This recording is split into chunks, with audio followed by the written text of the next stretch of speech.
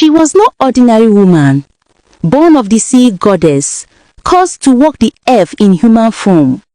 Beautiful, thin and fierce, she carried a mission written in water and blood. Every man who loved her was doomed to be sacrificed to the waves. The sea did not sleep that night. Its waves rose like angry voices, slamming against the blackened shore, carrying whispers that no human ear should hear. The fishermen had long tied their canoes. Children had long been carried indoors. Yet the waters raged as though mourning or preparing.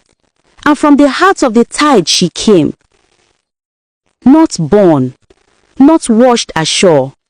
She stepped out. Her feet touched sand for the very first time. Yet the ocean clung to her like a jealous lover.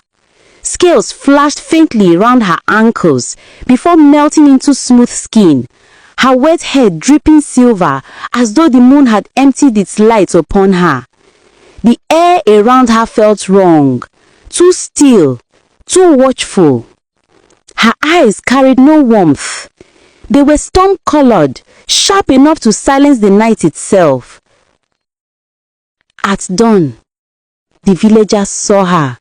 She was walking barefoot through their narrow paths, her presence like smoke that clung to the skin. They did not know her name. They did not dare ask. They only whispered, "From where? Whose daughter? Spirit or goddess?" The old women shook their heads, muttering prayers. The younger men laughed nervously, their eyes glued to her shape. But no one truly looked too long. No one dared. That day she said little. Her lips moved only in soft hums, a rhythm that made children stop their games and mothers draw their little ones closer. At night, she sat by the shore, staring into the restless waters. And in that silence, she heard her mother's voice. The goddess of the waters, low, commanding, eternal. "My daughter, do not forget, you walk among them to feed me. Their lives are mine. Their hearts are mine. No man must touch you and live." She bowed her head, pressing her trembling hands into the sand, hiding her face from the moon. She was half human, yes, but her blood was water, her breath belonged to the sea, and her purpose was sacrifice.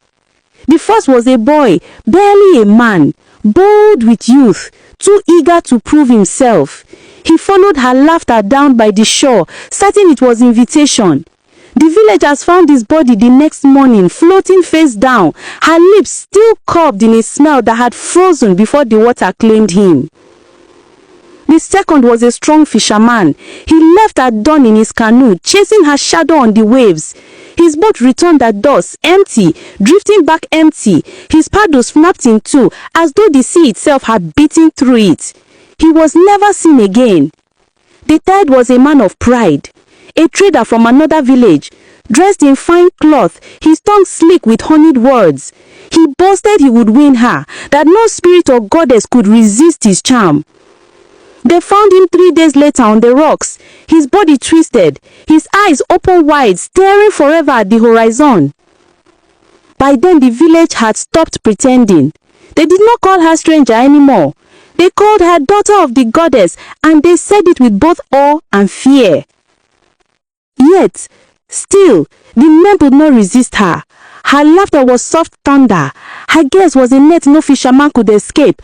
And her silence, the silence when she sat at the edge of the waves, was heavier than prayer. Because silence meant waiting.